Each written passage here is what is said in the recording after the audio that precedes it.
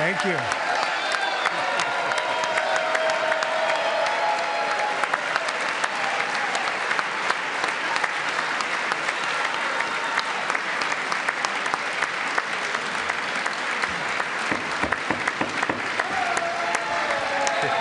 Thank you very much. Thank you very much. It's a great honor. Thank you very much.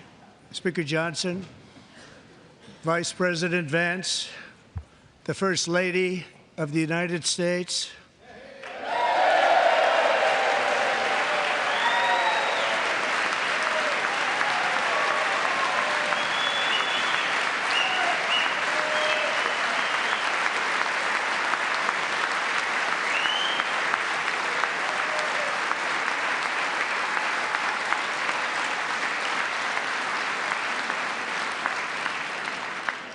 members of the United States Congress, thank you very much.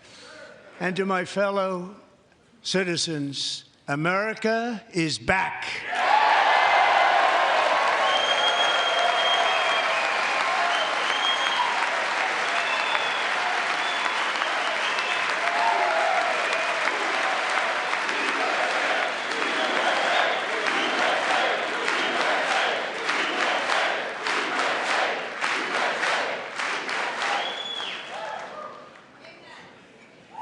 6 weeks ago, I stood beneath the dome of this Capitol and proclaimed the dawn of the golden age of America.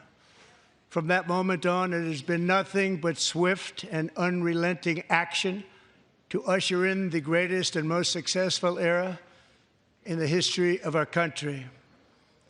We have accomplished more in 43 days than most administrations accomplished in 4 years or 8 years, and we are just getting started.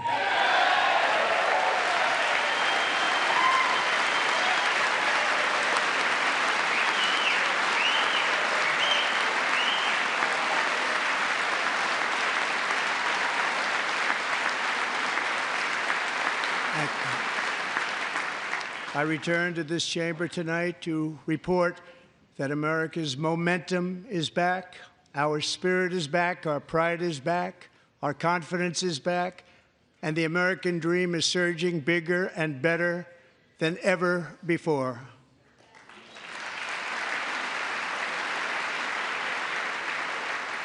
The American dream is unstoppable, and our country is on the verge of a comeback, the likes of which the world has never witnessed and perhaps will never witness again. There's never been anything like it. The presidential election of November 5th was a mandate like has not been seen in many decades. We won all 7 swing states, giving us an electoral college victory of 312 votes.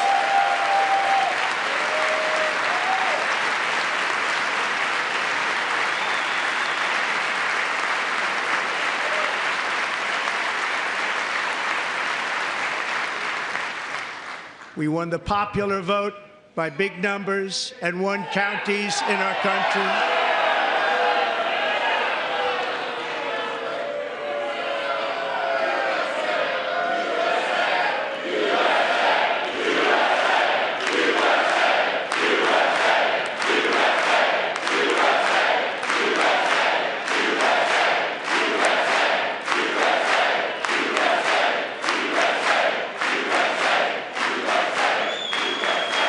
And won counties in our country, 2,700 to 525, on a map that reads almost completely red for Republican.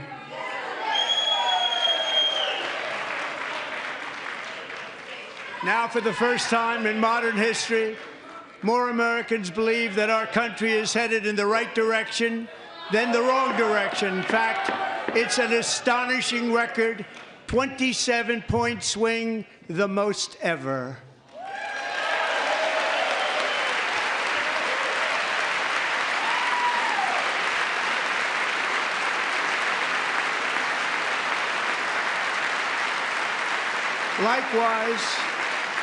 Small business optimism saw its single largest one-month gain ever recorded, a 41-point jump.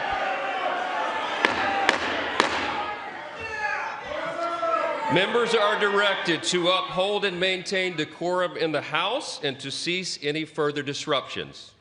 That's your warning.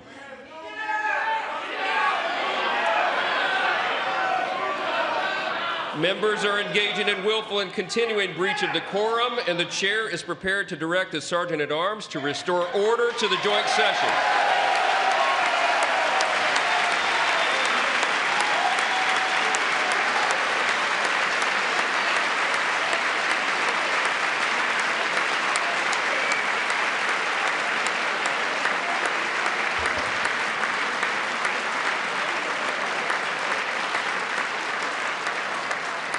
Mr. Green, take your seat. Take your seat, sir. Take your seat. Finding that members continue to engage in willful and concerted disruption of proper decorum, the chair now directs the Sergeant-at-Arms to restore order. Remove this gentleman from the chamber.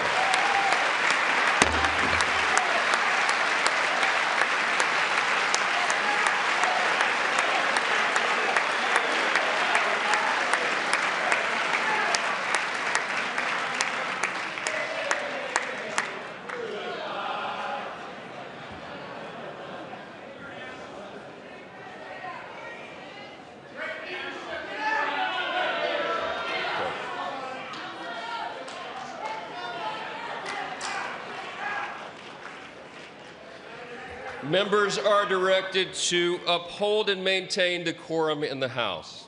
Mr. President, you continue. Thank you.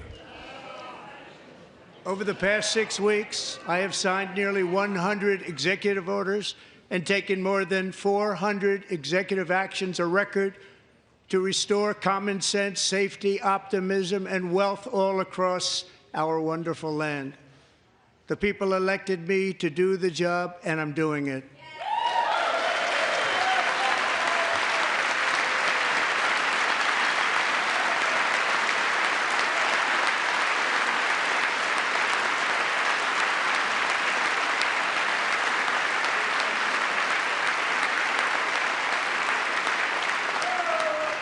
In fact, it has been stated by many that the first month of our presidency, it's our presidency, is the most successful in the history of our nation. By many.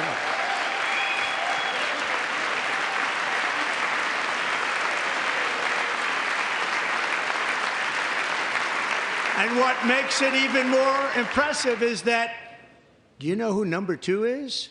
George Washington. How about that? How about that? I don't know about that list, but we'll take it.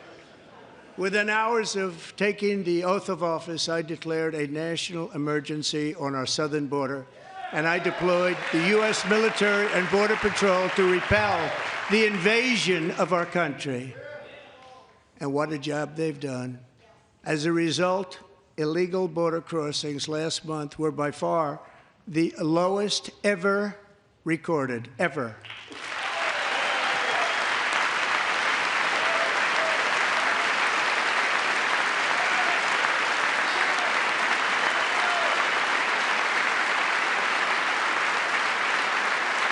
They heard my words and they chose not to come. Much easier that way.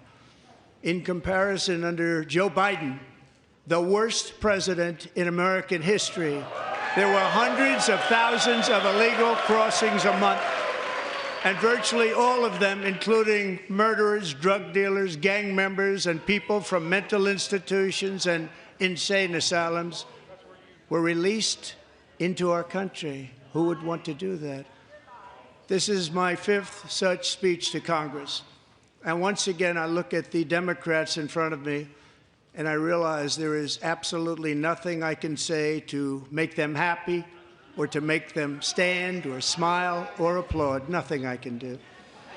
I could find a cure to the most devastating disease, a disease that would wipe out entire nations, or announce the answers to the greatest economy in history or the stoppage of crime to the lowest levels ever recorded. And these people sitting right here will not clap, will not stand, and certainly will not cheer for these astronomical achievements. They won't do it, no matter what. Five times I've been up here.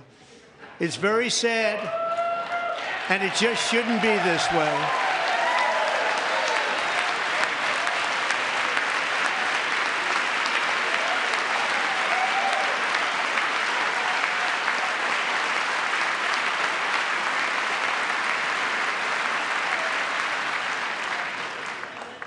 So Democrats sitting before me, for just this one night, why not join us in celebrating so many incredible wins for America? For the good of our nation, let's work together and let's truly make America great again.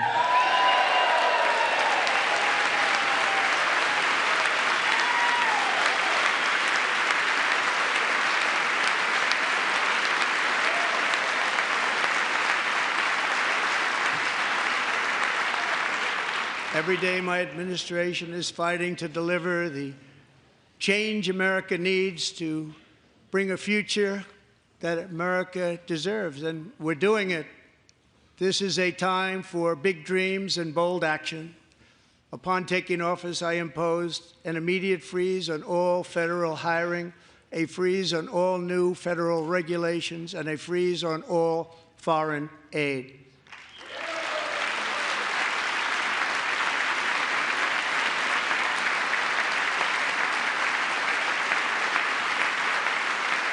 I terminated the ridiculous Green New Scam.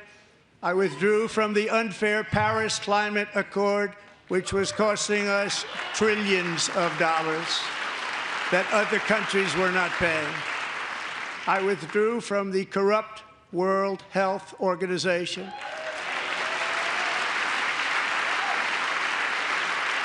And I also withdrew from the anti-American UN Human Rights Council.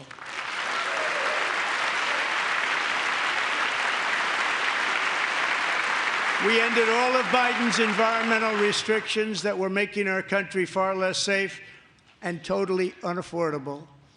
And importantly, we ended the last administration's insane electric vehicle mandate, saving our auto workers and companies from economic destruction.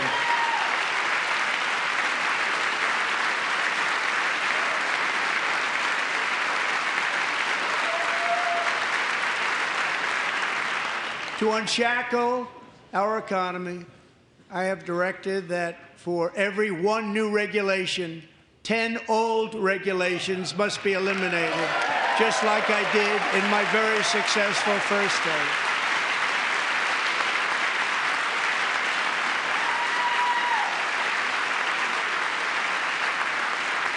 And in that first term, we set records on ending unnecessary rules and regulations like no other president had done before.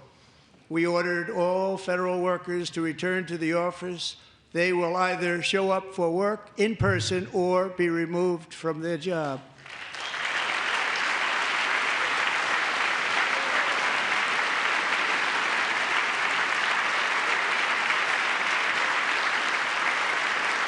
And we have ended weaponized government where, as an example, a sitting president is allowed to viciously prosecute his political opponent, like me.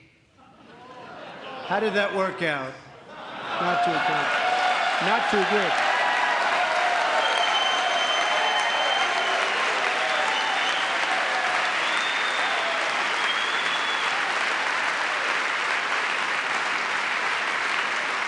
And I have stopped all government censorship and brought back free speech in America. It's back.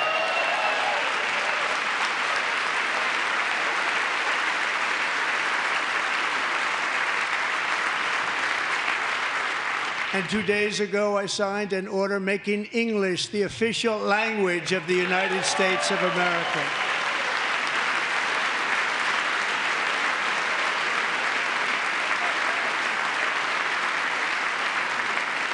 I I renamed the Gulf of Mexico the Gulf of America.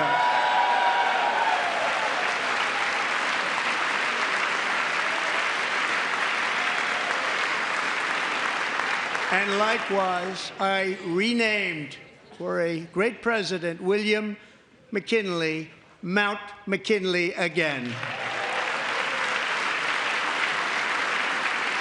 Beautiful Alaska. We love Alaska. We've ended the tyranny of so-called diversity, equity, and inclusion policies all across the entire federal government and indeed the private sector and our military. And our country will be woke no longer.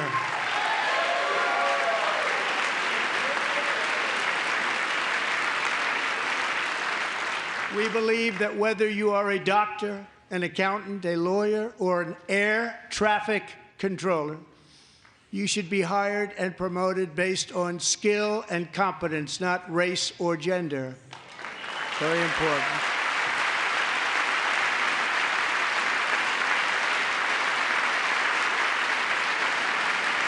You should be hired based on merit.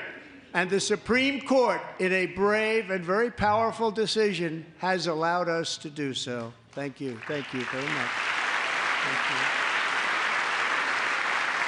you. We have removed the poison of critical race theory from our public schools, and I signed an order making it the official policy of the United States government that there are only two genders, male and female.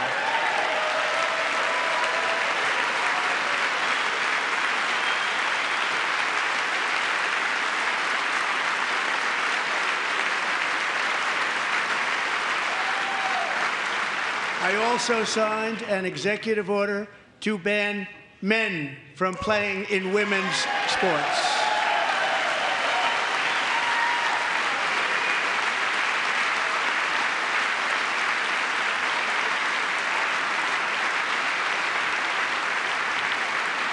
Three years ago, Peyton McNabb was an all-star high school athlete, one of the best, preparing for a future in college sports. But when her girls' volleyball match was invaded by a male, he smashed the ball so hard in Peyton's face, causing traumatic brain injury, partially paralyzing her right side and ending her athletic career. It was a shot like she's never seen before. She's never seen anything like it. Peyton is here tonight in the gallery, and Peyton, from now on, schools will kick the men off the girls' team, or they will lose all federal funding.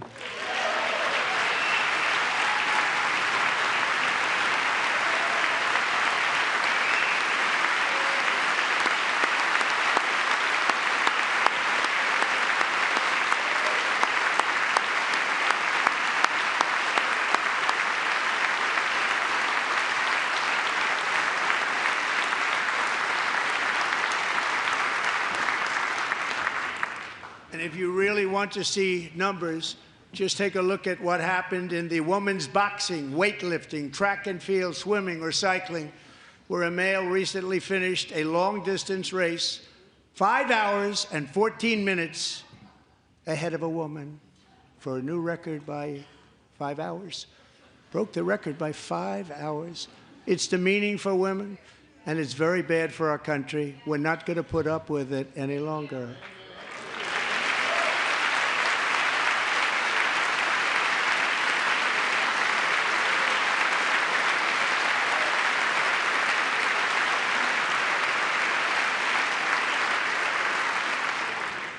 What I have just described is only a small fraction of the common sense revolution that is now, because of us, sweeping the entire world. Common sense has become a common theme, and we will never go back. Never. Never going to let that happen.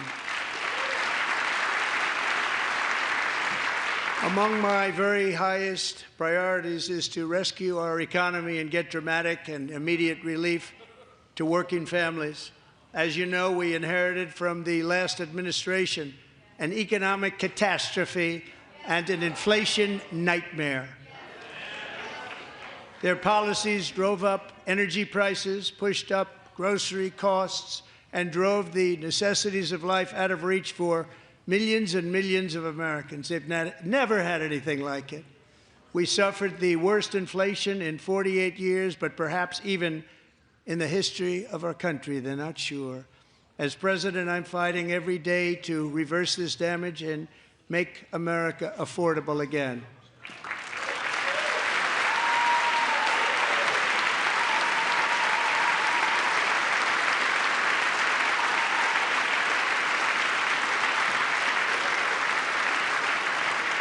Joe Biden especially let the price of eggs get out of control.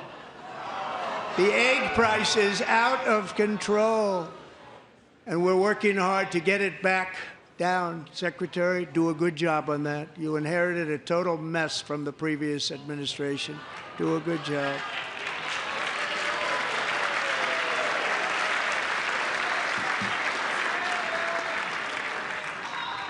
A major focus of our fight to defeat inflation is rapidly reducing the cost of energy. The previous administration cut the number of new oil and gas leases by 95%, slowed pipeline construction to a halt, and closed more than 100 power plants. We are opening up many of those power plants right now.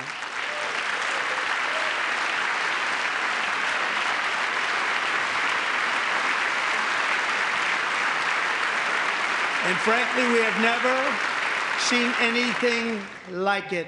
That's why on my first day in office, I declared a national energy emergency. As you've heard me say many times, we have more liquid gold under our feet than any nation on earth, and by far. And now I fully authorize the most talented team ever assembled to go and get it. It's called Drill, Baby, Drill.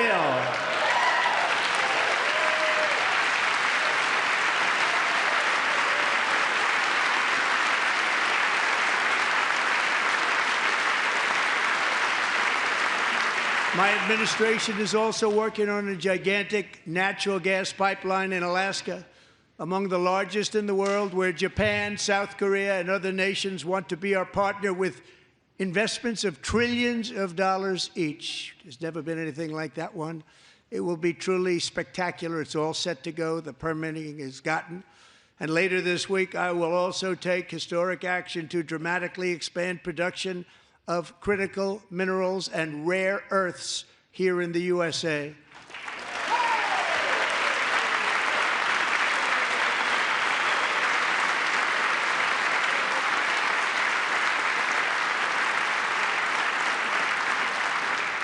To further combat inflation, we will not only be reducing the cost of energy, but will be ending the flagrant waste of taxpayer dollars.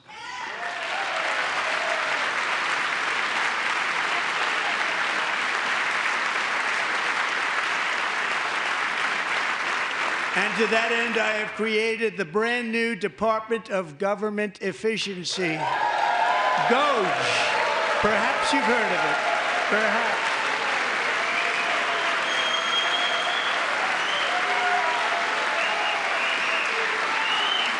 Which is headed by Elon Musk, who is in the gallery tonight.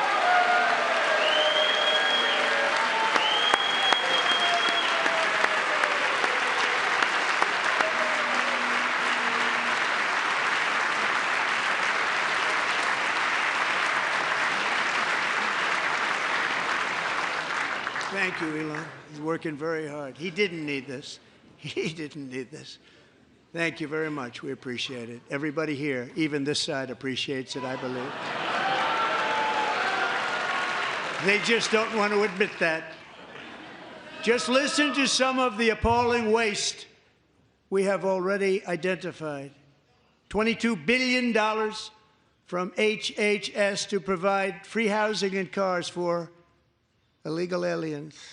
$45 million for diversity, equity, and inclusion scholarships in Burma. $40 million to improve the social and economic inclusion of sedentary migrants. Nobody knows what that is. $8 million to promote LGBTQI+ in the African nation of Lesotho, which nobody has ever heard of.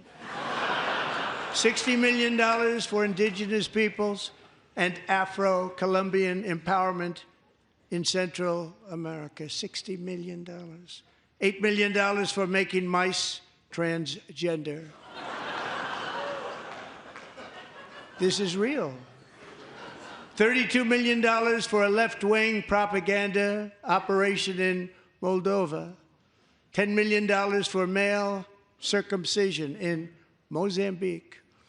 $20 million for the Arab Sesame Street in the Middle East. It's a program. $20 million for a program. $1.9 billion to recently created Decarbonization of Homes Committee, headed up, and we know she's involved. Just at the last moment, the money was passed over by a woman named Stacey Abrams. Have you ever heard of her? A $3.5 million consulting contract for lavish fish monitoring. $1.5 million for voter confidence in Liberia. $14 million for social cohesion in Mali. $59 million for illegal alien hotel rooms in New York City. He's a real estate developer. He's done very well. $250,000 to increase vegan local climate action innovation in Zambia. $42 million for social and behavior change in Uganda. $14 million for improving public procurement in Serbia. $47 million for improving learning outcomes in Asia. Asia's doing very well with learning. I don't know what we're doing. We should use it ourselves. And $101 million for DEI contracts at the Department of Education. The most ever paid, nothing even like it. Under the Trump administration, all of these scams, and they're far worse, but I didn't think it was appropriate to talk about them. They're so bad.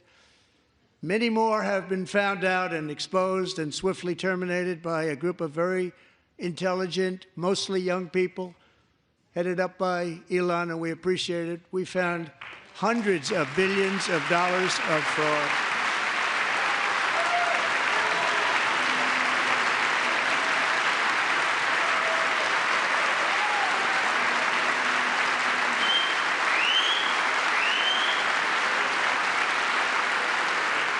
And we've taken back the money and reduced our debt to fight inflation and other things.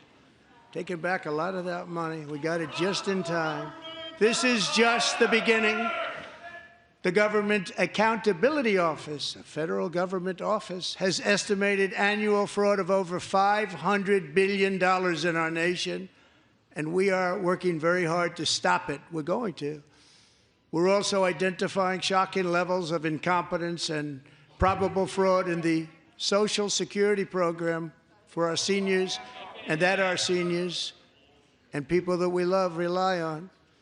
Believe it or not, government databases list 4.7 million Social Security members from people aged 100 to 109 years old.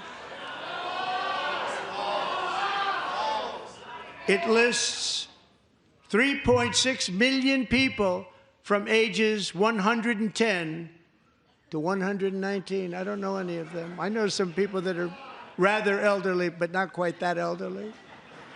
3.47 million people from ages 120 to 129. 3.9 million people from ages 130 to 139. 3.5 million people from ages 140 to 149. And money is being paid to many of them, and we're searching right now. In fact, Pam, good luck. Good luck. You're going to find it. But a lot of money is paid out to people because it just keeps getting paid and nobody does, and it really hurts Social Security and hurts our country. 1.3 million people from ages 150 to 159, and over 130,000 people, according to the Social Security databases, are age over 160 years old. We have a healthier country than I thought, Bobby.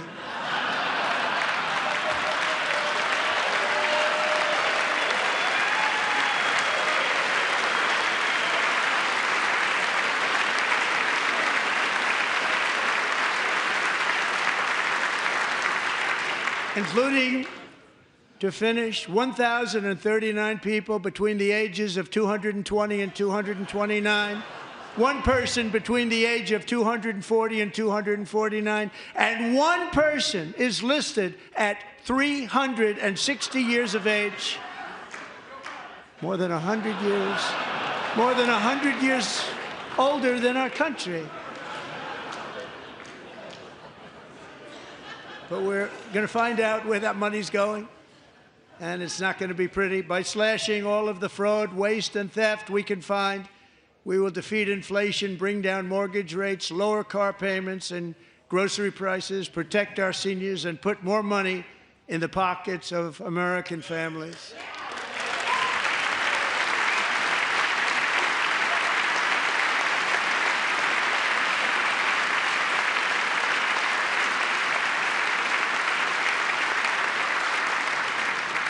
And today, interest rates took a beautiful drop, big, beautiful drop. It's about time. And in the near future, I want to do what has not been done in 24 years, balance the federal budget. We're going to balance it.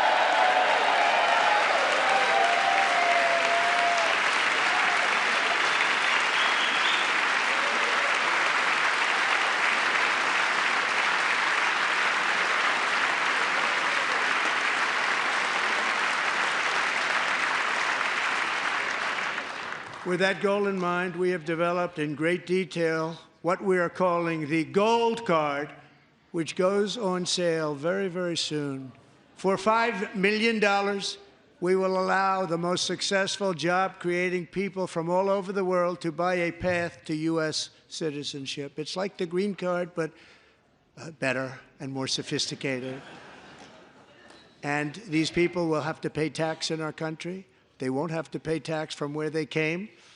The money that they've made, you wouldn't want to do that, but they have to pay tax, create jobs. They'll also be taking people out of colleges and paying for them so that we can keep them in our country instead of having them being forced out. Number one, at the top school, as an example, being forced out and not being allowed to stay and create tremendous numbers of jobs and great success for a company out there. So while we take out the criminals, killers, traffickers, and child predators who are allowed to enter our country under the open border policy of these people, the Democrats, the Biden administration, the open border insane policies that you've allowed to destroy our country, we will now bring in brilliant, hardworking, job-creating people. They're going to pay a lot of money, and we're going to reduce our debt with that money.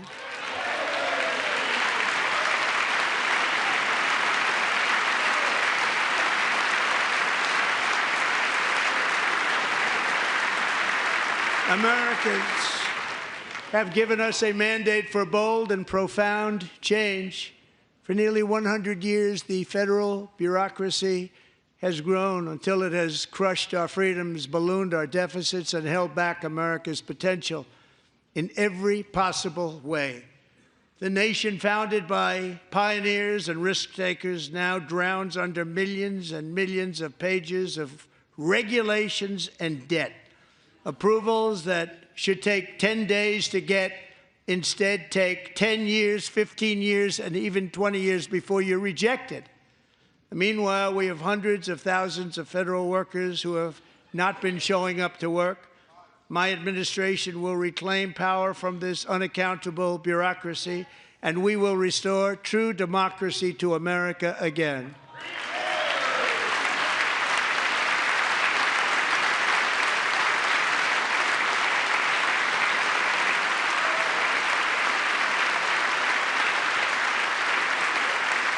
any federal bureaucrat who resists this change will be removed from office immediately. Because we are draining the swamp. It's very simple.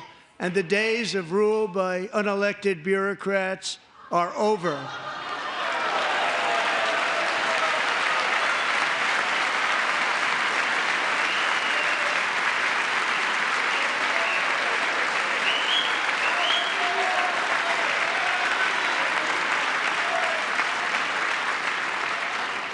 And the next phase of our plan to deliver the greatest economy in history is for this Congress to pass tax cuts for everybody. They're in there. They're waiting for you to vote.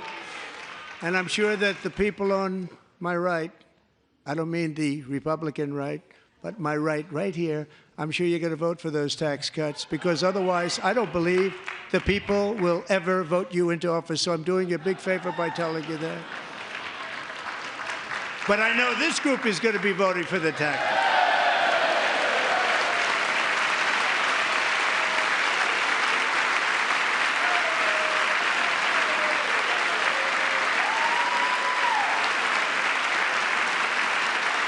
Thank you. It's a very, very big part of our plan. We had tremendous success in our first term with it. A very big part of our plan. We're seeking permanent income tax cuts all across the board. And to get urgently needed relief to Americans hit especially hard by inflation, I'm calling for no tax on tips, no tax on overtime, and no tax on Social Security benefits for our great seniors.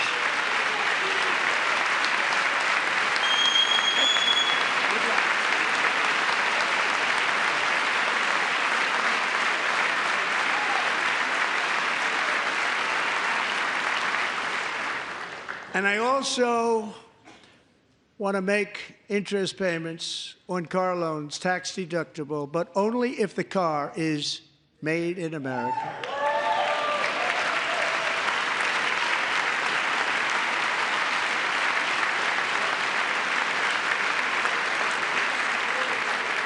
And by the way, we're going to have growth in the auto industry like nobody's ever seen. Plants are opening up all over the place. Deals are being made. Never seen. That's a combination of the election win and tariffs. It's a beautiful word, isn't it? That, along with our other policies, will allow our auto industry to absolutely boom. It's going to boom. Spoke to the majors today, all three, the top people, and they're so excited. In fact, already numerous car companies have announced that they will be building massive automobile plants in America, with Honda just announcing a new plant in Indiana, one of the largest anywhere in the world.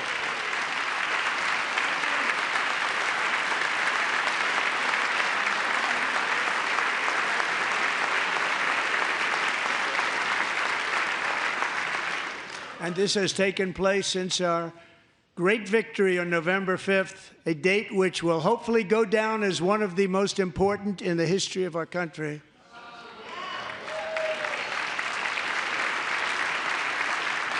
In addition, as part of our tax cuts, we want to cut taxes on domestic production and all manufacturing. And just as we did before, we will provide 100% expensing. It will be retroactive to January 20th, 2025. And it was one of the main reasons why our tax cuts were so successful in our first term, giving us the most successful economy in the history of our country. First term. We had a great first term.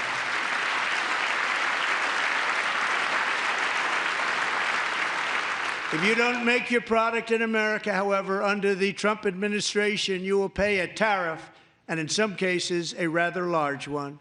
Other countries have used tariffs against us for decades, and now it's our turn to start using them against those other countries. On average, the European Union, China, Brazil, India, Mexico, and Canada, have you heard of them? And countless other nations charge us tremendously higher tariffs than we charge them. It's very unfair. India charges us auto tariffs higher than 100%. China's average tariff on our products is twice what we charge them. And South Korea's average tariff is 4 times higher. Think of that, 4 times higher. And we give so much help militarily and in so many other ways to South Korea. But that's what happens. This is happening by friend and foe. This system is not fair to the United States and never was. And so on April 2nd, I wanted to make it April 1st, but I didn't want to be accused of April Fool's Day. That's not, just one day was cost us a lot of money. But we're going to do it in April. I'm a very superstitious person. April 2nd, reciprocal tariffs kick in. And whatever they tariff us, other countries, we will tariff them. That's reciprocal, back and forth. Whatever they tax us, we will tax them. If they do non-monetary tariffs to keep us out of their market, then we will do non-monetary barriers to keep them out of our market. There's a lot of that, too. They don't even allow us in their market. We will take in trillions and trillions of dollars and create jobs like we have never seen before. I did it with China, and I did it with others, and the Biden administration couldn't do anything about it because there was so much money they couldn't do anything about it. We have been ripped off for decades by nearly every country on earth, and we will not let that happen any longer.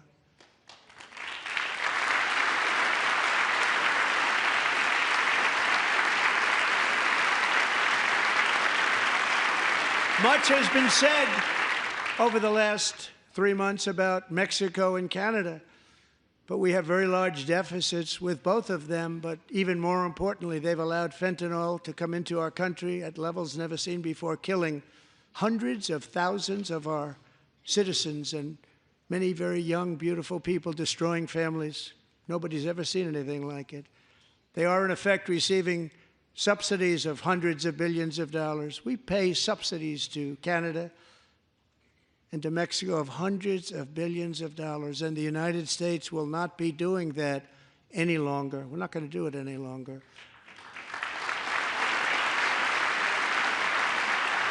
Thanks to our America First policies we're putting into place, we have had $1.7 trillion of new investment in America in just the past few weeks. The combination of the election and our economic policies that people of SoftBank, one of the most brilliant anywhere in the world, announced a $200 billion investment.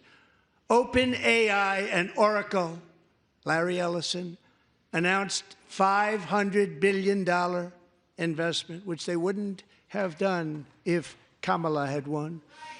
Apple announced $500 billion investment. Tim Cook called me. He said, I cannot spend it fast enough. It's going to be much higher than that, I believe. They'll be building their plants here instead of in China. And just yesterday, Taiwan Semiconductor, the biggest in the world, most powerful in the world, has a tremendous amount, 97% of the market, announced a $165 billion investment to build the most powerful chips on earth right here in the USA.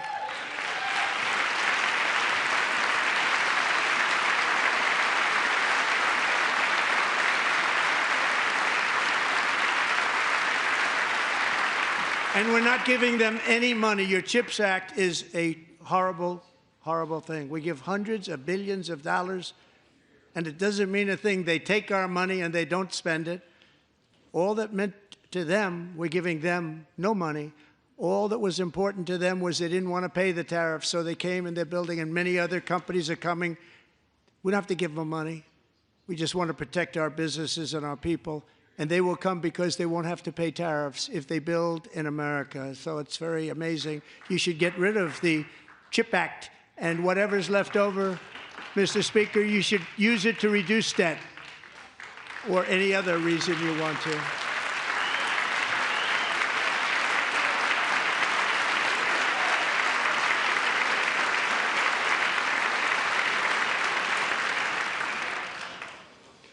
Our new trade policy will also be great for the American farmer. I love the farmer, who will now be selling into our home market, the USA, because nobody is going to be able to compete with you. because there's goods that come in from other countries and companies. They're really in a bad position in so many different ways. They're uninspected. They may be very dirty and disgusting, and they come in and they pour in, and they hurt our American farmers. The tariffs will go on agricultural product coming into America, and our farmers, starting on April 2nd, it may be a little bit of an adjustment period. We had that before when I made the deal with China, $50 billion of purchases, and I said, just bear with me, and they did. They did. Probably have to bear with me again, and this will be even better. That was great. The problem with it was that Biden didn't enforce it. He didn't enforce it. $50 billion of purchases, and we were doing great, but Biden did not enforce it, and it hurt our farmers. But our farmers are going to have a field day right now. So to our farmers, have a lot of fun. I love you too. I love you too. It's all going to happen.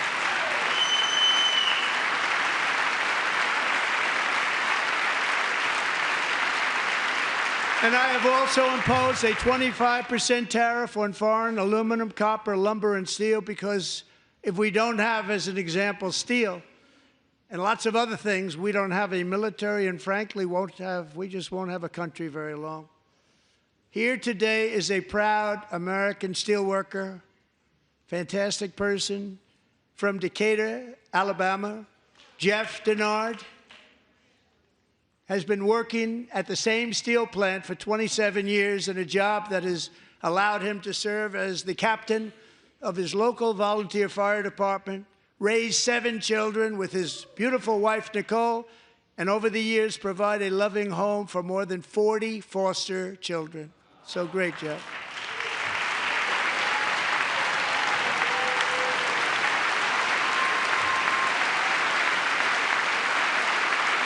Thank you, Jeff. Thank you, Jeff.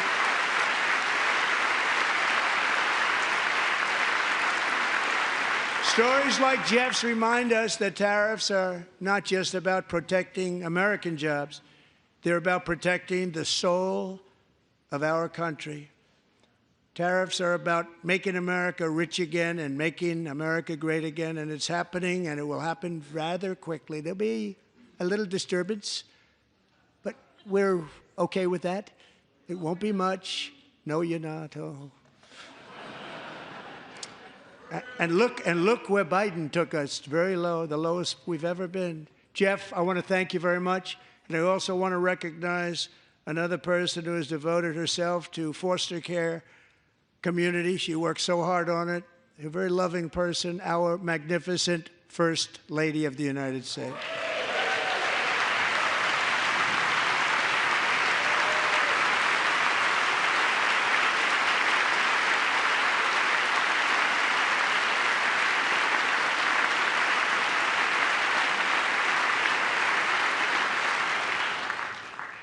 Melania's work has yielded incredible results, helping prepare our nation's future leaders as they enter the workforce. Our First Lady is joined by 2 impressive young women, very impressive. Haley Ferguson, who benefited from the First Lady's Fostering the Future initiative and is poised to complete her education and become a teacher.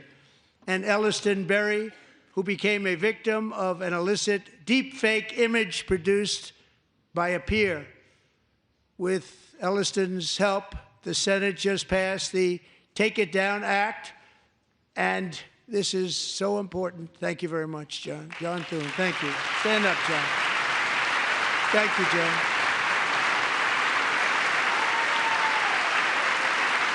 Thank you all very much.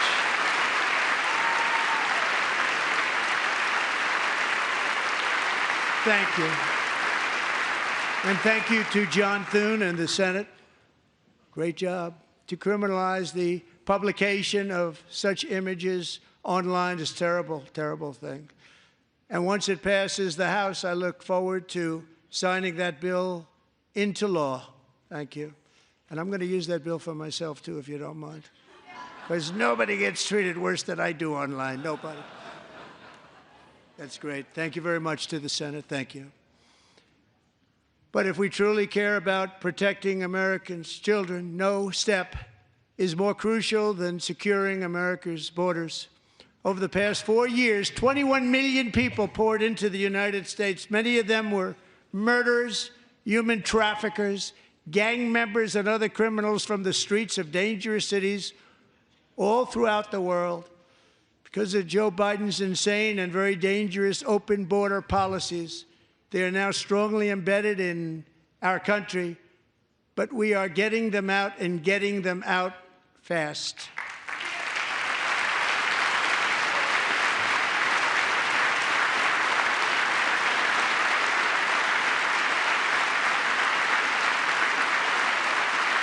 And I want to thank Tom Homan and Christy. I want to thank you and Paul of Border Patrol. I want to thank you. What a job they've all done. Everybody, Border Patrol, ICE, law enforcement in general is incredible. We have to take care of our law enforcement. Have to.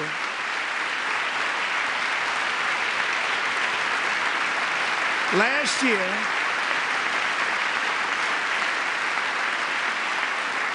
a brilliant 22-year-old nursing student named Laken Riley, the best in her class, admired by everybody, went out for a jog on the campus of the University of Georgia.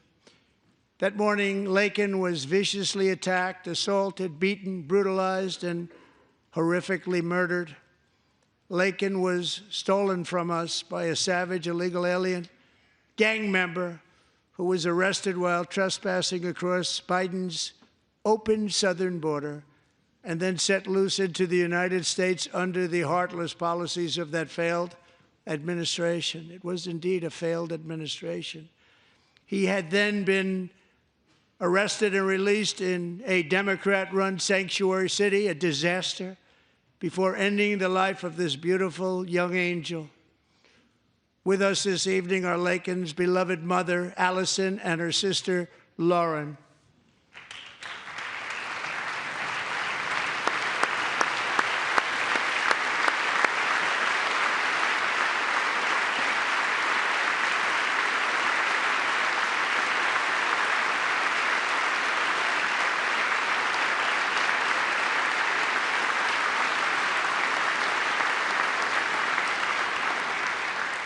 Last year, I told Laken's grieving parents that we would ensure their daughter would not have died in vain.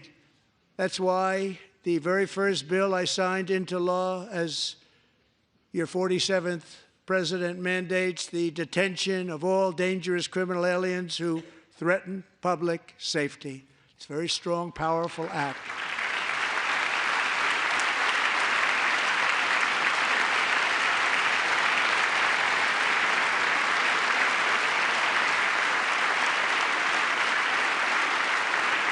It's called the Laken-Riley Act. So Allison and Lauren, America will never, ever forget our beautiful Laken Hope Riley.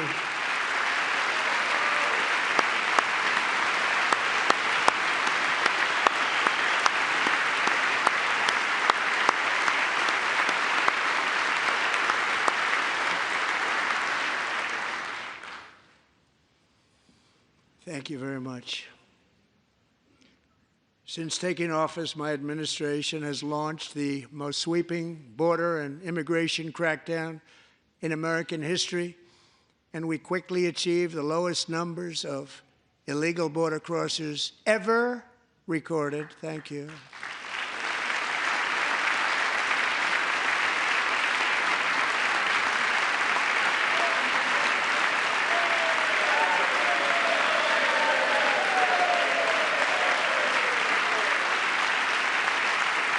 The media and our friends in the Democrat Party kept saying we needed new legislation, we must have legislation to secure the border. But it turned out that all we really needed was a new president.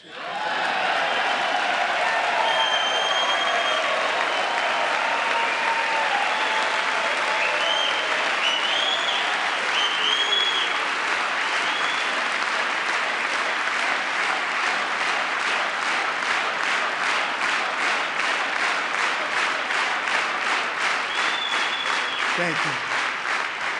Joe Biden didn't just open our borders, he flew illegal aliens over them to overwhelm our schools, hospitals, and communities throughout the country. Entire towns like Aurora, Colorado, and Springfield, Ohio, buckled under the weight of the migrant occupation and corruption like nobody's ever seen before. Beautiful towns destroyed. Now, just as I promised in my inaugural address, we are achieving the great liberation of America.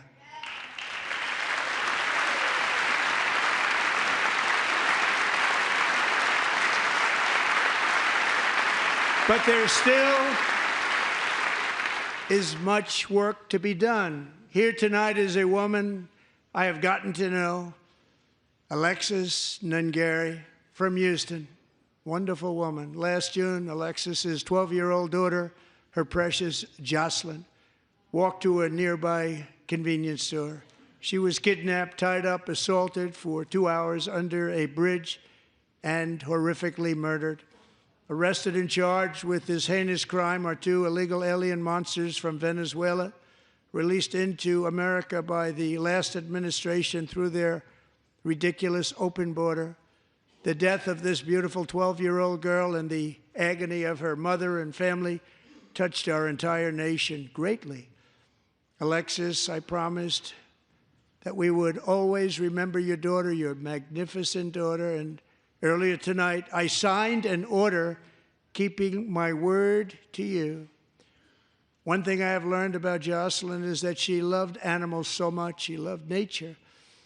Across Galveston Bay, from where Jocelyn lived in Houston, you will find a magnificent national wildlife refuge, a pristine, peaceful, 34,000-acre sanctuary for all of God's creatures on the edge of the Gulf of America. Alexis, moments ago, I formally renamed that refuge in loving memory of your beautiful daughter, Jocelyn. So, Mr. Vice President, if you would, may I have the order?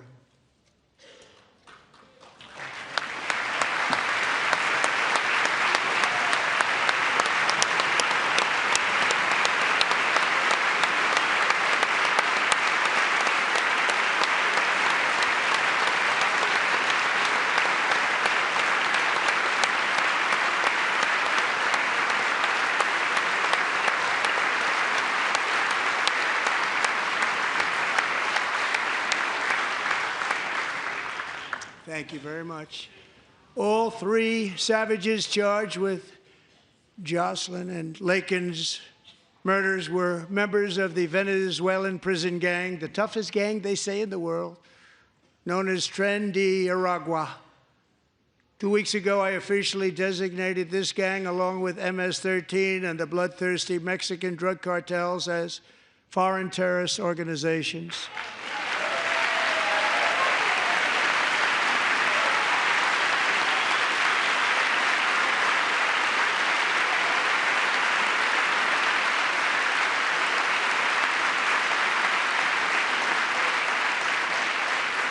They are now officially in the same category as ISIS, and that's not good for them. Countless thousands of these terrorists were welcomed into the U.S. by the Biden administration. But now every last one will be rounded up and forcibly removed from our country, or, if they're too dangerous, put in jails, standing trial in this country, because we don't want them to come back ever.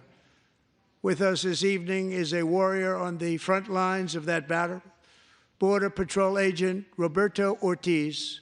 Great guy.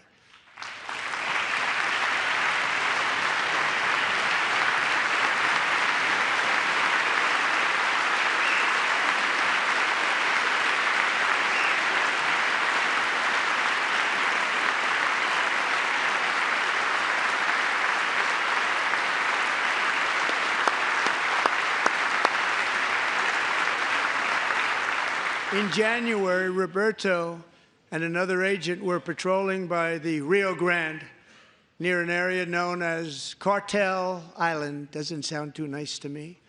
When heavily armed gunmen started shooting at them. Roberto saw that his partner was totally exposed, at great danger, and he leapt into action, returning fire and providing crucial seconds for his fellow agent to seek safety, just barely. I have some of the prints of that event, and it was not good. Agent Ortiz, we salute you for your great courage and for your line of fire that you took and for the bravery that you showed. We honor you, and we will always honor you. Thank you, Roberto, very much.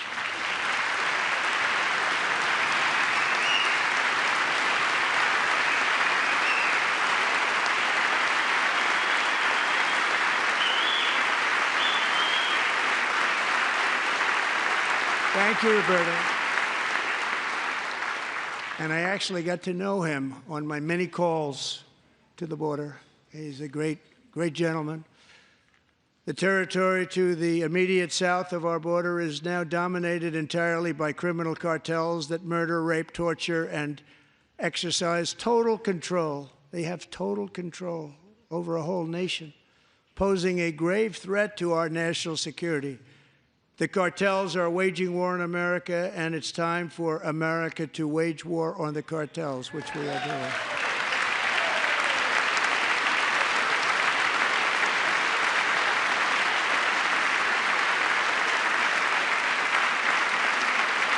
Five nights ago, Mexican authorities, because of our tariff policies being imposed on them, think of this, handed over to us 29 of the biggest cartel leaders in their country. That has never happened before. They want to make us happy.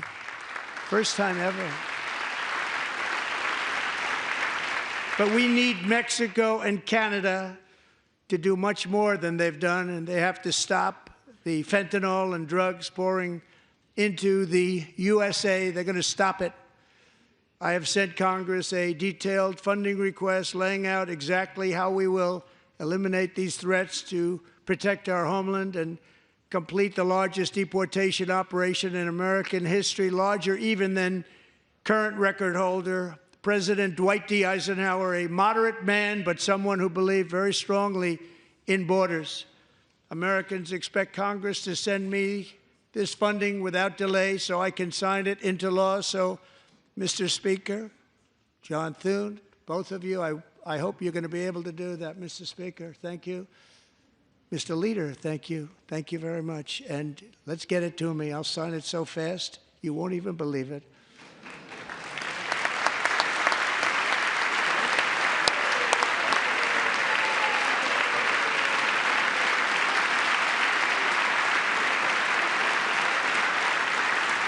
And as we reclaim our sovereignty, we must also bring back law and order to our cities and towns.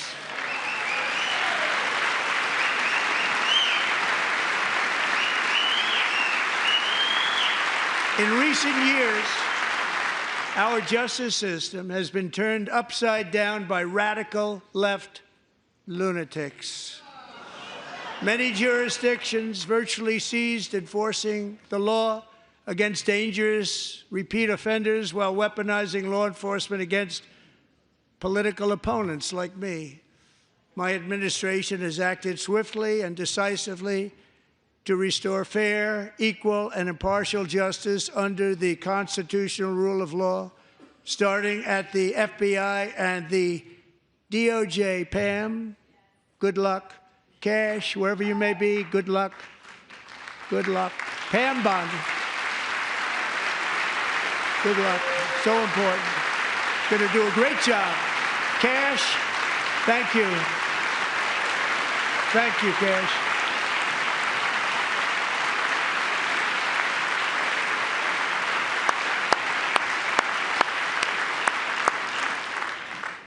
They've already started very strong. They're going to do a fantastic job. You're going to be very proud of them. We're also once again giving our police officers the support, protection, and respect they so dearly deserve. They have to get it. They have such a hard, dangerous job, but we're going to make it less dangerous. The problem is the bad guys don't respect the law, but they're starting to respect it, and they soon will respect it. This also includes our great fire departments throughout the country. Our firemen and women are unbelievable people, and we'll never forget them. And besides that, they voted for me in record numbers, so I have no choice.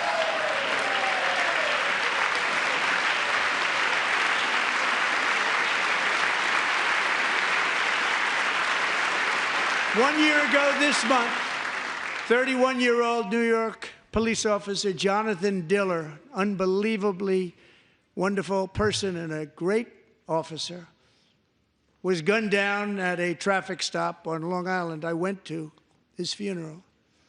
The vicious criminal charged with his murder had 21 prior arrests, and they were rough arrests, too. He was a real bad one.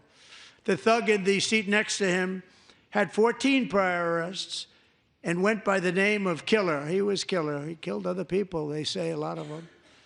I attended Officer Diller's service, and when I met his wife and one-year-old son, Ryan, it was very inspirational, actually. His widow's name is Stephanie, and she is here tonight. Stephanie, thank you very much, Stephanie. Thank you very much.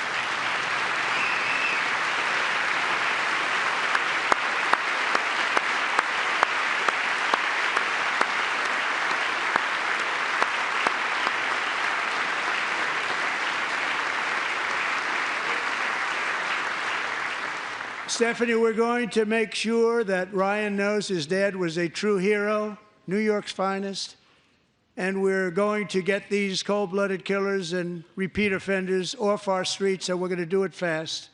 Got to stop it. They get out with 28 arrests. They push people into subway trains. They hit people over the head, back of the head with baseball bats. We got to get them out of here. I've already signed an executive order requiring a mandatory death penalty for anyone who murders a police officer, and tonight I'm asking Congress to pass that policy into permanent law.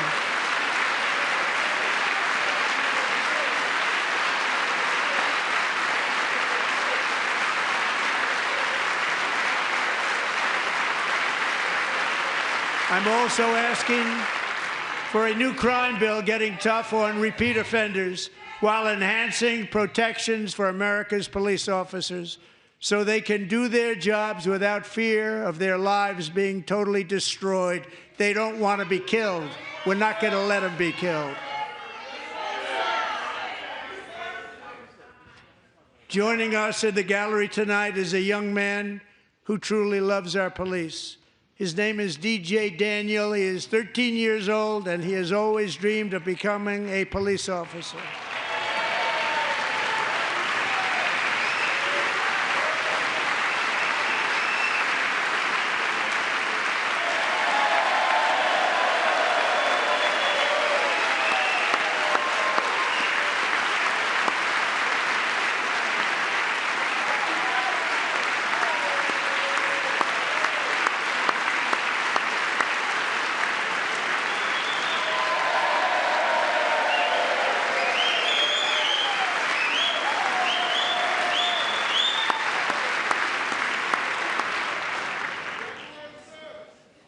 But in 2018, DJ was diagnosed with brain cancer.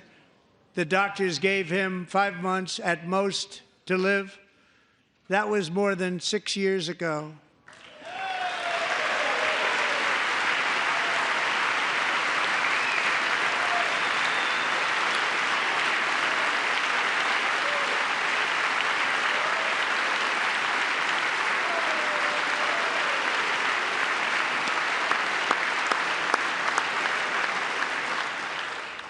Since that time, DJ and his dad have been on a quest to make his dream come true, and DJ has been sworn in as an honorary law enforcement officer, actually a number of times. The police love him, the police departments love him. And tonight, DJ, we're going to do you the biggest honor of them all. I am asking our new Secret Service Director, Sean Curran, to officially make you an agent of the United States Secret Service.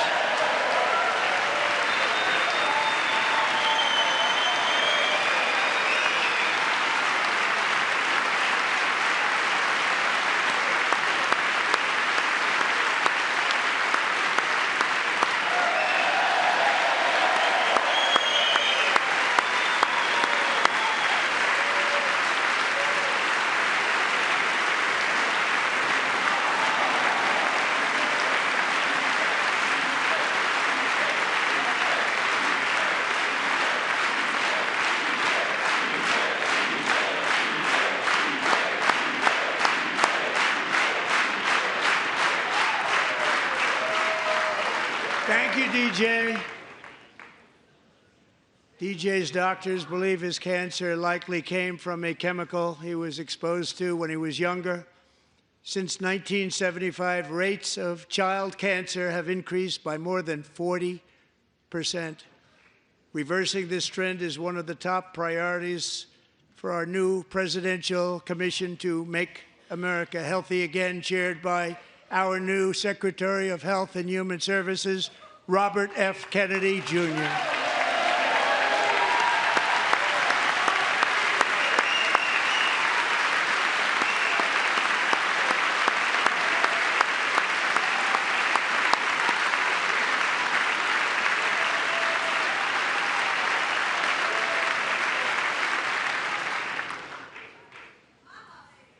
With the name Kennedy, you would have thought everybody over here would have been cheering.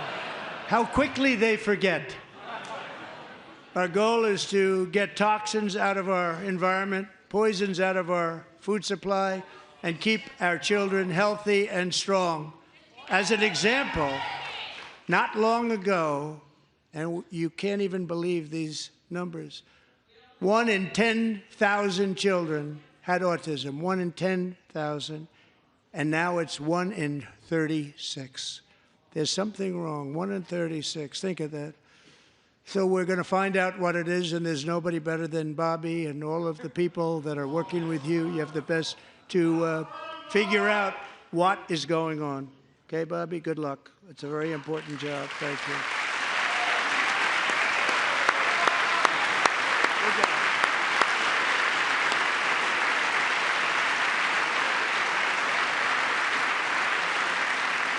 Thank you.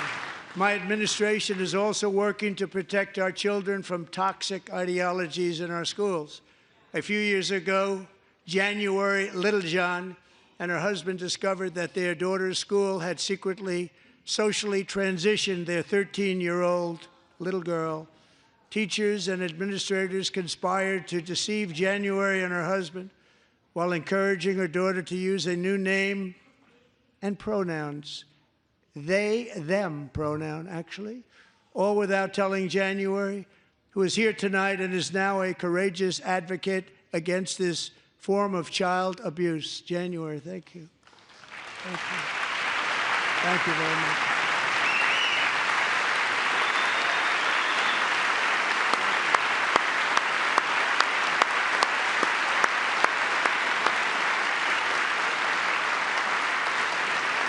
Thank you.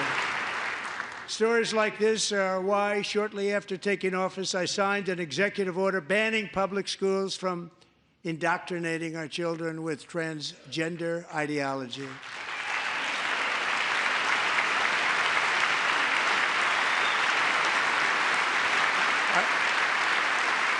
I also signed an order to cut off all taxpayer funding to any institution that engages in the sexual mutilation of our youth.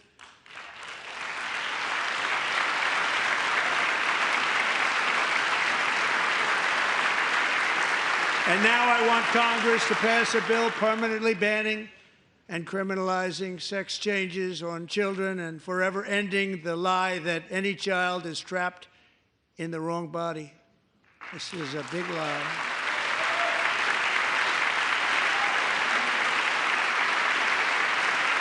And our message to every child in America is that you are perfect exactly the way God made you.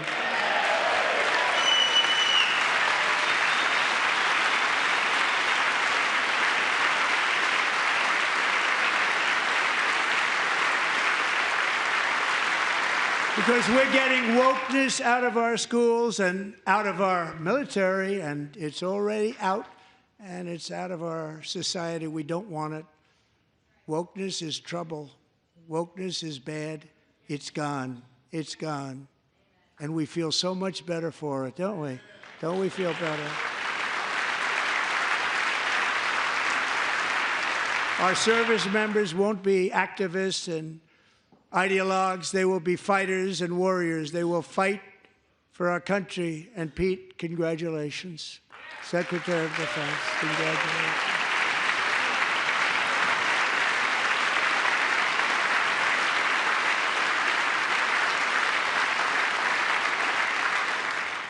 And he's not big into the woke movement, I can tell you.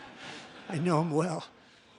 I am pleased to report that in January, the U.S. Army had its single best recruiting month in 15 years, and that all armed services are having among the best recruiting results ever in the history of our services. What a difference.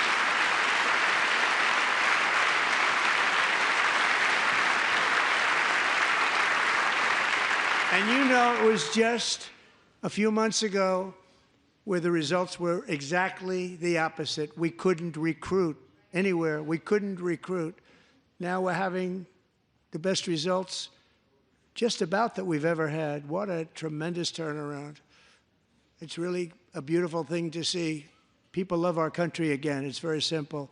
They love our country, and they love being in our military again. So it's a great thing, and thank you very much. Great job. Thank you.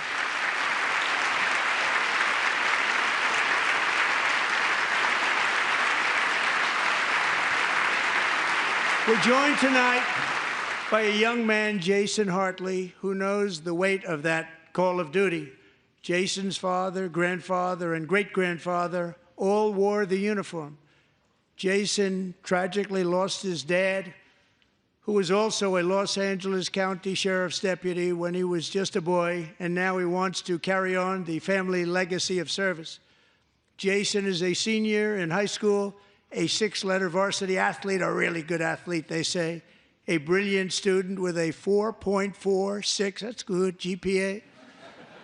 And his greatest dream is to attend the U.S.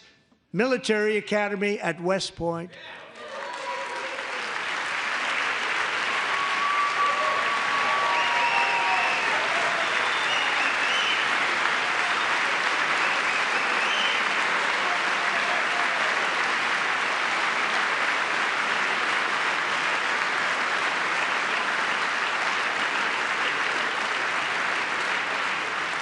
And Jason, that's a very big deal getting in. That's a hard one to get into. But I'm pleased to inform you that your application has been accepted. You will soon be joining the Corps of Cadets.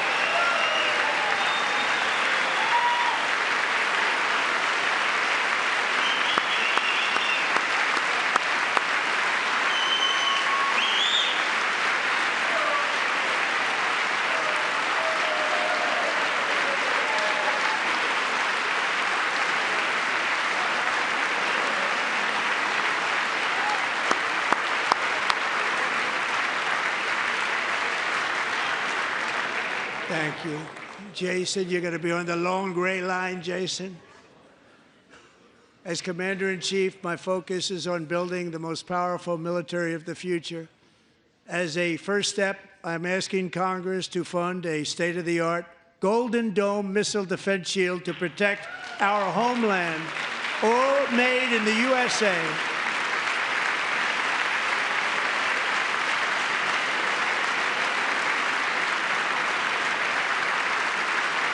And Ronald Reagan wanted to do it long ago, but the technology just wasn't there, not even close. But now we have the technology. It's incredible, actually.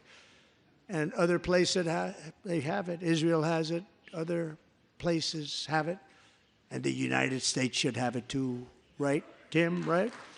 They should have it too. So I want to thank you. But it's a very, very important. This is a very dangerous world. We should have it. We want to be protected, and we're going to protect our citizens like never before. To boost our defense industrial base, we are also going to resurrect the American shipbuilding industry, including commercial shipbuilding and military shipbuilding.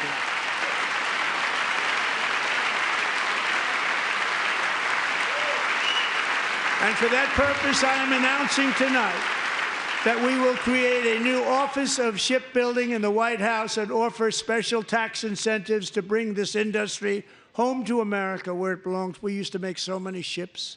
We don't make them anymore very much, but we're going to make them very fast, very soon. It will have a huge impact. To further enhance our national security, my administration will be reclaiming the Panama Canal, and we've already started doing it.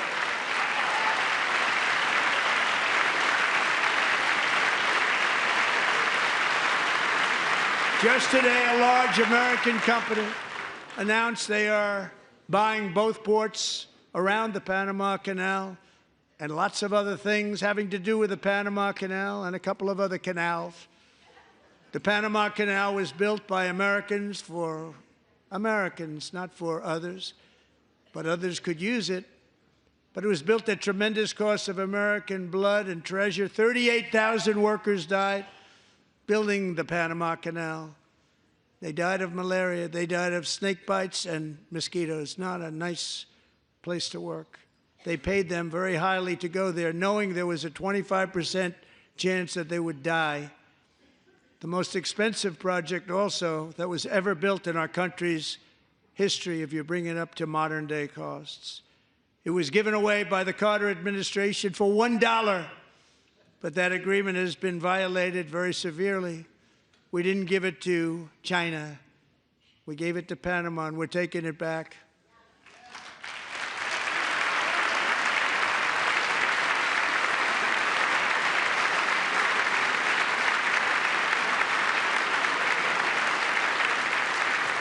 And we have Marco Rubio in charge. Good luck, Marco. Now, we know who to blame if anything goes wrong. Marco's been amazing, and he's going to do a great job. Think of it. He got 100 votes. You know, he was approved with actually 99, but the 100th was this gentleman, and I feel very certain. So let's assume he got 100 votes. And I'm either very, very happy about that or I'm very concerned about it. But he's already proven. I mean, he's a great gentleman. He's respected by everybody, and we appreciate you voting for Marco. He's going to do a fantastic job. Thank you. Thank you. He's doing a great job. Great job. And I also have a message tonight for the incredible people of Greenland. We strongly support your right to determine your own future. And if you choose, we welcome you into the United States of America. We need Greenland for national security and even international security, and we're working with everybody involved to try and get it. But we need it really for international world security, and I think we're going to get it. One way or the other, we're going to get it. We will keep you safe. We will make you rich, and together we will take Greenland to heights like you have never thought possible before. It's a very small population, but very, very large piece of land and very, very important for military security. America is once again standing strong against the forces of radical Islamic terrorism. 3.5 years ago, ISIS terrorists killed 13 American service members and countless others in the Abbey Gate bombing during the disastrous and incompetent withdrawal from Afghanistan. Not that they were withdrawing, it was the way they withdrew. Perhaps the most embarrassing moment in the history of our country. Tonight, I am pleased to announce that we have just apprehended the top terrorist responsible for that atrocity, and he is right now on his way here to face the swift sword of American justice.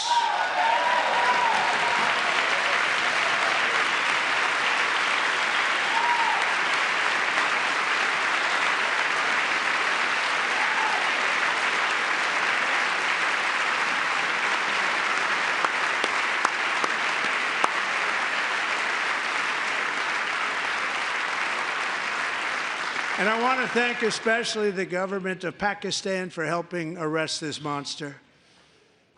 This was a very momentous day for those 13 families who I actually got to know very well, most of them, whose children were murdered, and the many people that were so badly, over 42 people, so badly injured on that fateful day in Afghanistan. What a horrible day.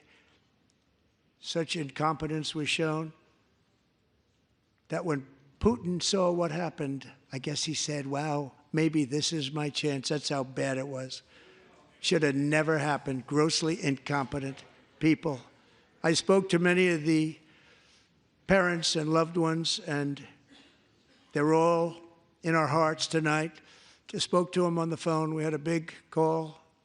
Every one of them called, and Everybody was on the line, and they did nothing but cry with happiness. They were very happy, as happy as you can be under those circumstances. Their child, brother, sister, son, daughter was killed for no reason whatsoever. In the Middle East, we're bringing back our hostages from Gaza. In my first term, we achieved one of the most groundbreaking peace agreements in generations, the Abraham Accords.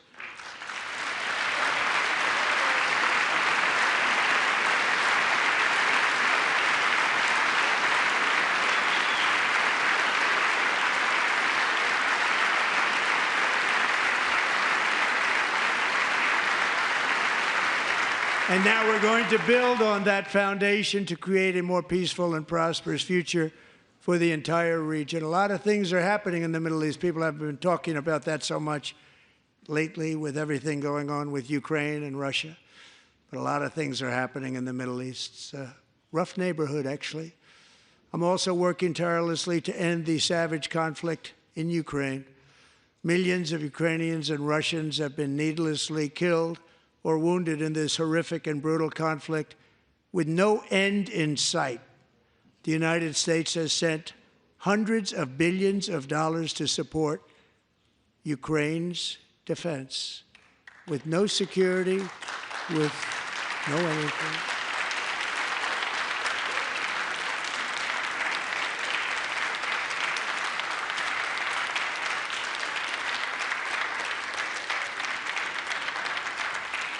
Do you want to keep it going for another 5 years? Yeah, you would say Pocahontas says yes.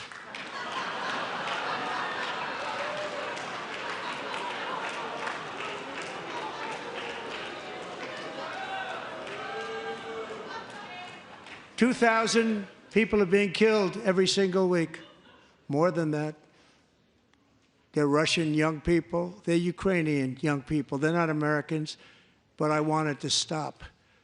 Meanwhile, Europe has sadly spent more money buying Russian oil and gas than they have spent on defending Ukraine, by far. Think of that.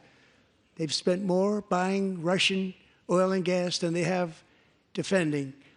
And we've spent perhaps $350 billion, like taking candy from a baby. That's what happened. And they've spent $100 billion. What a difference that is. And we have an ocean separating us, and they don't. But we're getting along very well with them, and lots of good things are happening. Biden has authorized more money in this fight than Europe has spent by billions and billions of dollars. It's hard to believe that they wouldn't have stopped it and said, at some point, come on, let's equalize. You got to be equal to us. But that didn't happen. Earlier today, I received an important letter from President Zelensky of Ukraine. The letter reads, Ukraine is ready to come to the negotiating table as soon as possible to bring lasting peace closer. Nobody wants peace more than the Ukrainians, he said. My team and I stand ready to work under President Trump's strong leadership to get a peace that lasts. We do really value how much America has done to help Ukraine maintain its sovereignty and independence. Regarding the agreement on minerals and security, Ukraine is ready to sign it at any time that is convenient for you. I appreciate that he sent this letter, just got it a little while ago. Simultaneously, we've had serious discussions with Russia and have received strong signals that they are ready for peace. Wouldn't that be beautiful? Wouldn't that be beautiful?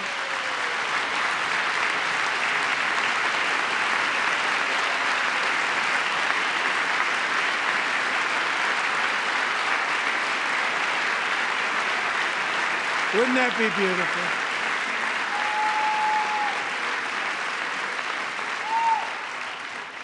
It's time to stop this madness. It's time to halt the killing. It's time to end this senseless war. If you want to end wars, you have to talk to both sides. Nearly 4 years ago, amid rising tensions, a history teacher named Mark Fogel was detained in Russia and sentenced to 14 years in a penal colony. Rough stuff. The previous administration barely lifted a finger to help him. They knew he was innocent, but they had no idea where to begin. But last summer, I promised his 95-year-old mother, Malphine, that we would bring her boy safely back home. After 22 days in office, I did just that, and they are here tonight.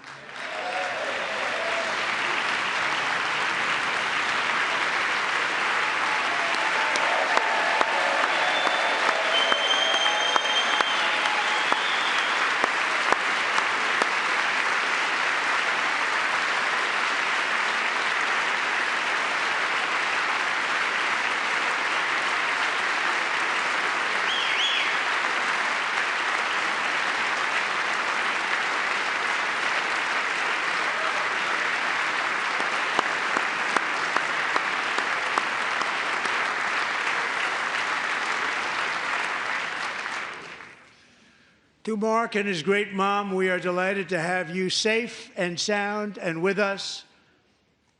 As fate would have it, Mark Fogel was born in a small rural town in Butler, Pennsylvania. Have you heard of it? Where his mother has lived for the past 78 years. I just happened to go there last July 13th for a rally. That was not pleasant. And that is where I met his beautiful mom right before I walked onto that stage. And I told her I would not forget what she said about her son. And I never did I? Never forgot. Less than 10 minutes later, at that same rally, gunfire rang out, and a sick and deranged assassin unloaded 8 bullets from his sniper's perch into a crowd of many thousands of people. My life was saved by a fraction of an inch, but some were not so lucky. Corey Comparator was a firefighter, a veteran, a Christian, a husband, a devoted father, and above all, a protector. When the sound of gunshots pierced the air, it was a horrible sound. Corey knew instantly what it was and what to do. He threw himself on top of his wife and daughters and shielded them from the bullets with his own body. Corey was hit really hard. You know the story from there. He sacrificed his life to save theirs. 2 others, very fine people, were also seriously hit. But thankfully, with the help of 2 great country doctors, we thought they were gone, and they were saved. So those doctors had great talent. We're joined by Corey's wife, Helen, who was his high school sweetheart, and their 2 beloved daughters, Allison and Kaylee. Thank you.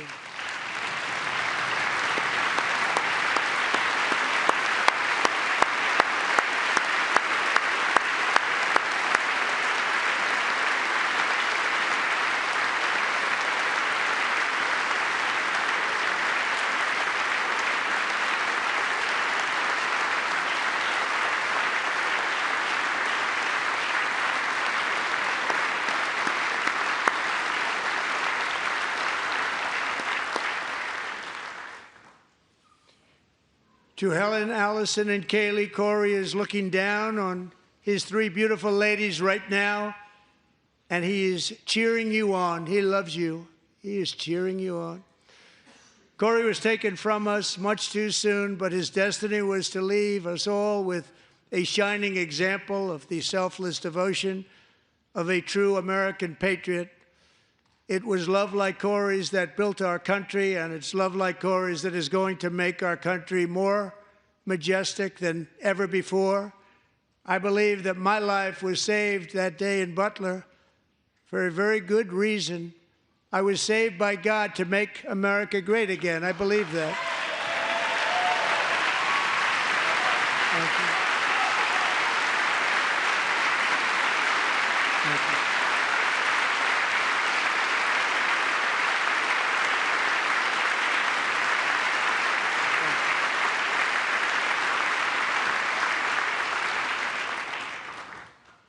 Thank you very much. From the patriots of Lexington and Concord to the heroes of Gettysburg and Normandy, from the warriors who crossed the Delaware to the trailblazers who climbed the Rockies, and from the legends who soared at Kitty Hawk to the astronauts who touched the moon, Americans have always been the people who defied all odds, transcended all dangers, made the most extraordinary sacrifices, and did whatever it took to defend our children, our country, and our freedom. And as we have seen in this chamber tonight, that same strength, faith, love, and spirit is still alive and thriving in the hearts of the American people. Despite the best efforts of those who would try to censor us, silence us, break us, destroy us, Americans are today a proud, free, sovereign, and independent nation that will always be free, and we will fight for it till death. We will never let anything happen to our beloved country, because we are a country of doers, dreamers, fighters, and survivors. Our ancestors crossed a vast ocean, strode into the unknown wilderness, and carved their fortunes from the rock and soil of a perilous and very dangerous frontier. They chased our destiny across a boundless continent. They built the railroads, laid the highways, and graced the world with American marvels like the Empire State Building, the mighty Hoover Dam, and the towering Golden Gate Bridge. They lit the world with electricity, broke free of the force of gravity, fired up the engines of American industry, vanquished the communists, fascists, and Marxists all over the world, and gave us countless modern wonders sculptured out of iron, glass, and steel. We stand on the shoulders of these pioneers who won and built the modern age, these workers who poured their sweat into the skylines of our cities, these warriors who shed their blood on fields of battle and gave everything they had for our rights and for our freedom. Now it is our time to take up the righteous cause of American liberty. And it is our turn to take America's destiny into our own hands and begin the most thrilling days in the history of our country. This will be our greatest era. With God's help, over the next 4 years, we are going to lead this nation even higher, and we are going to forge the freest, most advanced, most dynamic, and most dominant civilization ever to exist on the face of this earth. We are going to create the highest quality of life, build the safest and wealthiest and healthiest and most vital communities anywhere in the world. We are going to conquer the vast frontiers of science, and we are going to lead humanity into space and plant the American flag on the planet Mars and even far beyond.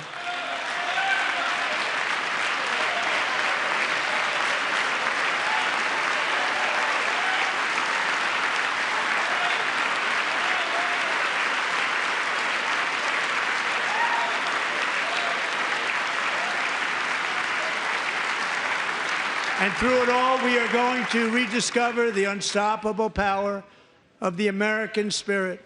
And we are going to renew unlimited promise of the American dream. Every single day, we will stand up and we will fight, fight, fight for the country our citizens believe in and for the country our people deserve.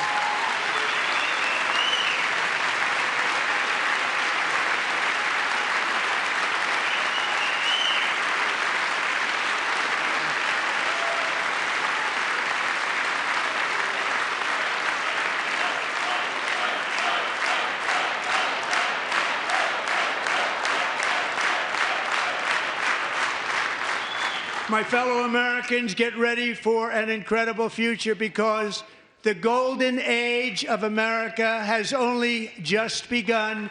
It will be like nothing that has ever been seen before. Thank you, God bless you, and God bless America.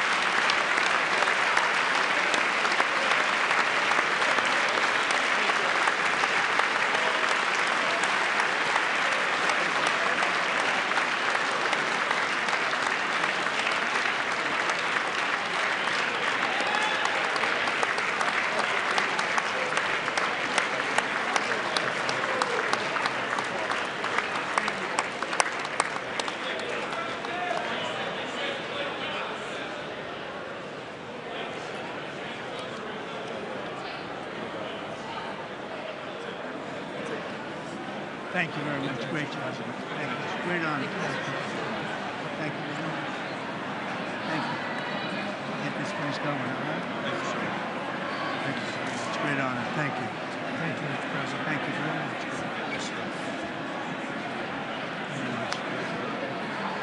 Thank you very much. Appreciate it. Thank you. I see you soon. Young people from all over America. Well, I'm trying to. Great guy. Thank you. That's your favorite. Thank you. Thank you. Thank you very much. Appreciate it. Howard. Thank you again. Thank you again. Won't forget. So good. Yeah, it's good. So good, sir. Thank you. Best. Terrific, Mr. Really good. It's really outstanding. Thanks. Thank you. Yes, sir. Thank you. Good job, Mr. President. Thanks. We got you. Great speech. Mr. President, one of your best speeches. Thanks again, Mr. President. Thank you, Mr. President. Thanks for the phone call last night, too. Absolutely. You know that. Thank you very much. I'll do it. Just give me the information. I'm not going to give you, sorry. Thank you, everybody. Great speech. Great speech. Thank you. Best speech ever. Yes. Good. Congratulations. Good job. Can you sign it? President Roger Williams, thanks for the call. I love Roger Williams. Thank you. You don't have to introduce yourself. Thank you, sir. Mr. President. I know you better than you do, Roger. Thank you so much. My great baseball player. America Good is- job. Great job you're doing. America is back. Thank you so much, Welcome you Mr. back in President. Pennsylvania anytime, sir. They stood for. Thank you all. They stood for another country, not our country. That was phenomenal, sir. It's hard to believe, isn't it? That was fantastic, sir. That was Thank you very much. Thank you. quick selfie. Mr. President. Good job, Mr. President. Great job. Thank you so much. Great speech. Great speech. Yes, sir. President back in Pennsylvania. Oh, they're just like, here. I want to stand it all. Absolutely. Good job, Mr. West Virginia loves you. Oh, good, good. How you doing? All right? Did you get a chance to shake his hand earlier? Do you want me to get a picture of you shaking his hand or anything? You're good. Thank you very much. Let's do biofilm. Thank you, darling. Great Sir, job, thank you. Mr. I love you. Best speech on the floor ever. Yeah, it was so good. Thank you. So good. Hey, you rocked it, Mr. President. We're with you, 100%. Crushed. Thank you. Really good. Congratulations. President. Best speech ever. Thank you. It was. What's the best? Mr. President, that was a great speech. That was awesome. God bless you. It was wonderful. Thank you. Great job. Let's go. Get down to that. You get down. Good luck. Yes, sir. Thank you. It's so great. Thank you, everybody. Good job. Thank you for mentioning God needs to help us. Thank you, Mr. President. It's true. Mr. President. Incredible. Thank you. Thank you. Great speech. Great speech. That was phenomenal. Thanks for taking my call. Good luck. Yeah. My man. Thank you for standing You strong. really triggered those people. Tremendous, Mr. President. Thank Somebody you. did. Thank you so much. Thanks for the beneficial ownership and this week. That was Oh, a good yeah. one. Thanks for mentioning farmers. Well, we love our farmers. Thank you, man. Thank you, Mr. President. You earned this night. Thank you very much. Appreciate it. Worked hard. Ass off. Thank you, man. Proud of you. Thank you, Mr. President. Thank you so much. Thank you. Great again, brother. Thank you. Good endorsement here for you. I did indeed. You better believe it. Very well I did done, a good sir. endorsement. President, home run. Thank you. Very Great much. job. You killed it. Thank you, Mr. President. Thank you, everybody. You did great. Thank you. Good job. Thank you. Great to see you. Slam dunk. You're doing good. Thank you, sir. You did amazing, per usual. Thank you. I'll see you. Thank you. Yes, sir. Thank you. Hey, cheese. Thank you. Love you, Got it? Mr. President. Yes. Thank you, everybody. Look at this beautiful New congressman from Eastern Washington. We've never met. Oh, Michael that's Baumgartner. good. I was one of Mike Leach's best friends. Oh, He that's thinks good. very Oh, highly Mike of you. was- oh, he was great. Tremendous. He was a great guy. Great What a speech. Great speech. Thank you. Thank you very much. You did a great job. Yeah, thank you very much. Home run, Mr. President. Home run. Home run. That was a good one. Mr. President, good to see you, sir. Appreciate it. Good job. Good job. Thank you very much. Looking good. Look at them. I need to talk to you about some buildings, some public buildings. You let me know. I will. Thank you, sir. Mr. President.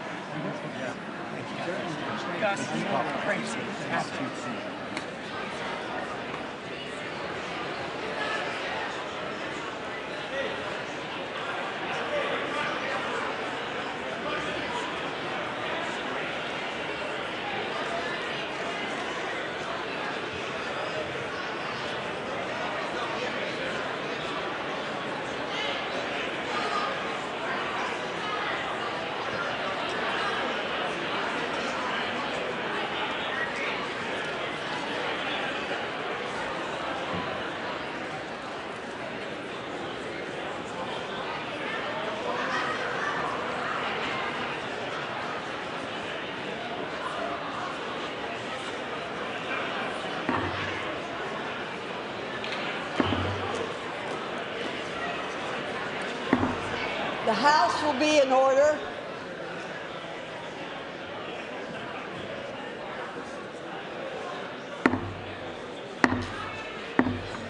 The House will be in order. For what purpose does the gentleman from Louisiana seek recognition?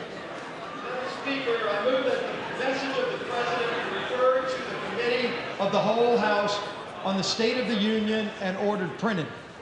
Without objection.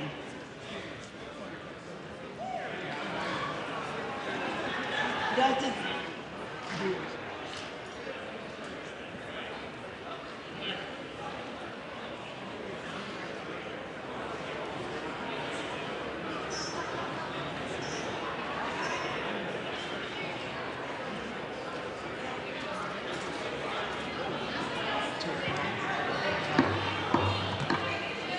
does the gentleman from Louisiana have a motion? Madam Speaker, I move that the House now stand adjourned. The question is on the motion to adjourn. Those in favor say aye. Those opposed, no. The ayes have it. The motion is agreed to.